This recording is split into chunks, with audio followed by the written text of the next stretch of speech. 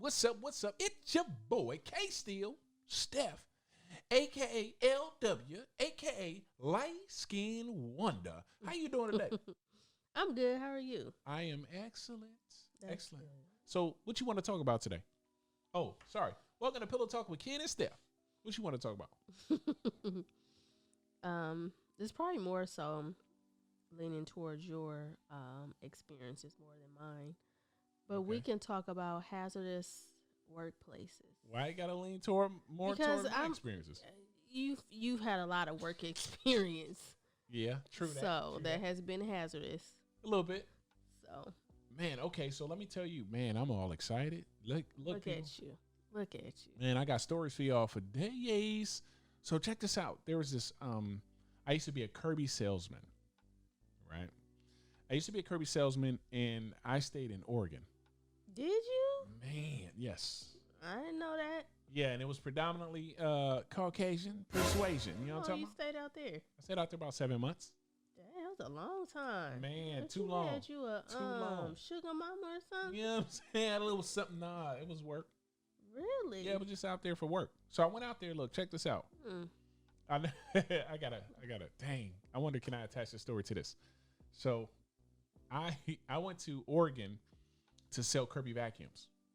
Okay, are you familiar with those? Yes. Them expensive joints. Yeah, them little great heavy vacuum That's because cleaners. they had their own motor. They was like the top of the line. Yeah, we had a Kirby. Did you? Oh, y'all was bowling. We had a Kirby. Okay, so look, check this out. I was a Kirby salesman, and we used to, because I'm black, and we out there in no man's land. You know, I used to have a lot of setbacks in a sense because I was black. Like, people would literally go to their shutters, like, open their blinds and be like, "What do you want?" Like, yelling at me, right? So this one time, I had this gut feeling. So we going to Washington.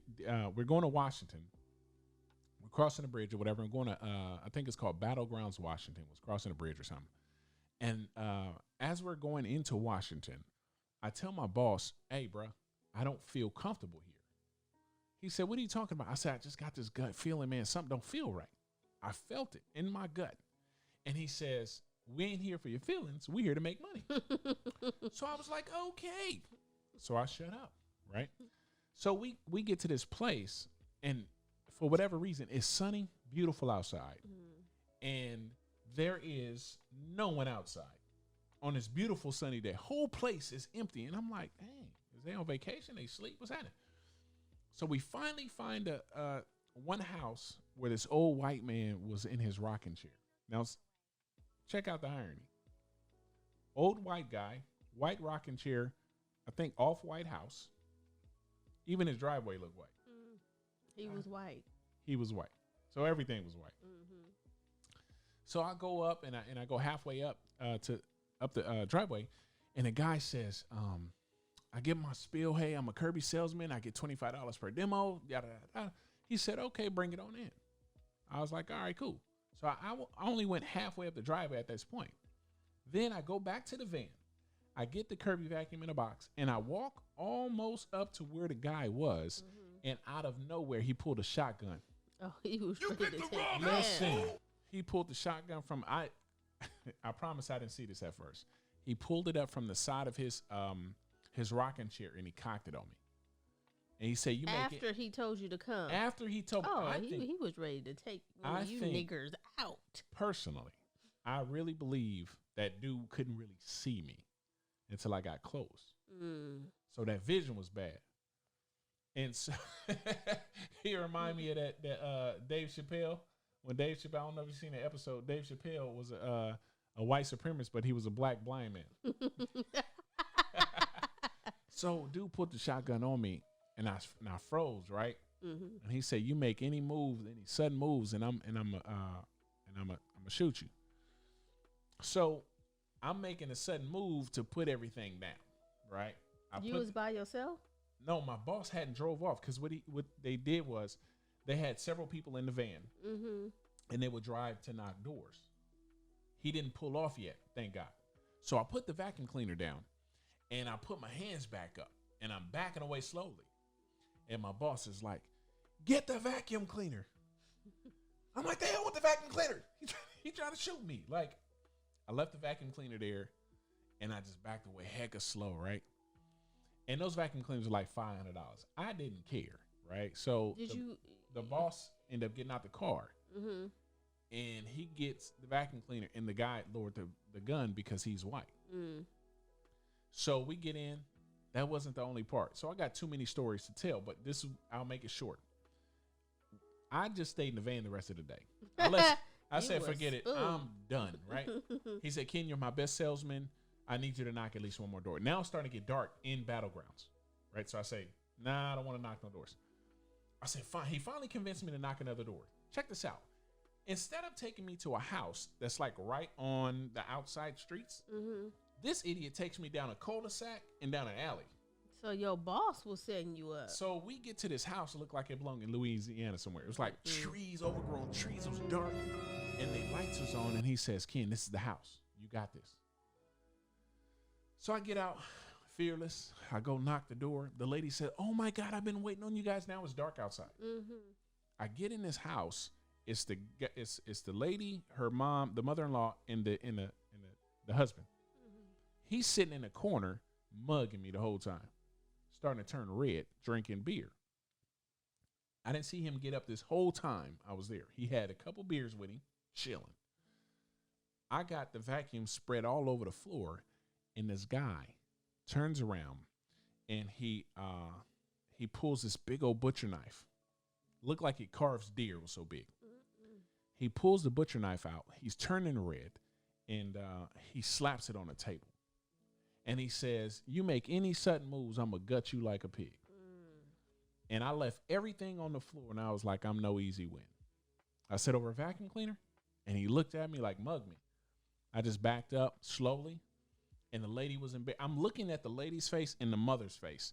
They were so embarrassed, but I can tell he ran that house. So I left everything and walked out. So I go, my boss see my face. He see I'm pissed. And he's like, Ken, what happened? I tell him what happened. He was like, oh, I'm so sorry. And he couldn't really understand because he's white and he deals, that's all he knows. So I couldn't really fault him.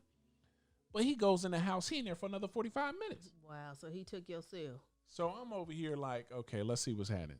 He was a weak closer. He couldn't sell nothing. So he ended up coming back with the vacuum cleaner almost an hour later. And because he couldn't close the sale.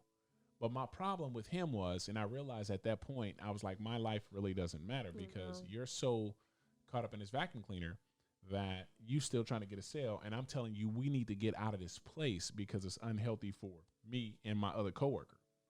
So that's just 2 stories, and I got a million other ones. But what about you? You have any like that? She's like, wow. No. Only hazard work experience I had was when I first got my work permit out of high school or some junior high, something like that. And this lady called. She was like, oh, do you want to work in a garden? I'm like, okay, cool. I get there. She hand me the reflector, the orange reflector vest. Oh, you had the sweater vest on? And hand me a saw and had me walking up in some dirt and some woods with these Mexicans trying to cut down trees.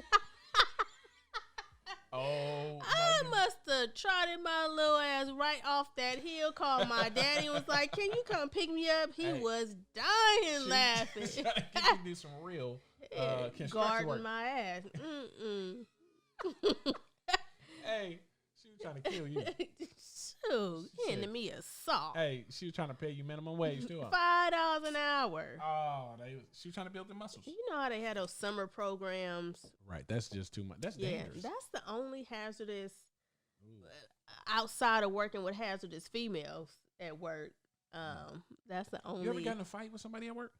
You ever had to? I don't think I had to, but I had a bunch of close calls. A bunch. Look, check this out. See, I want to take this over because you got any more stories? No, go ahead. You know, I got a million of them. Oh, my goodness. Look, so I used to work at Rent a Center, right? And check this out.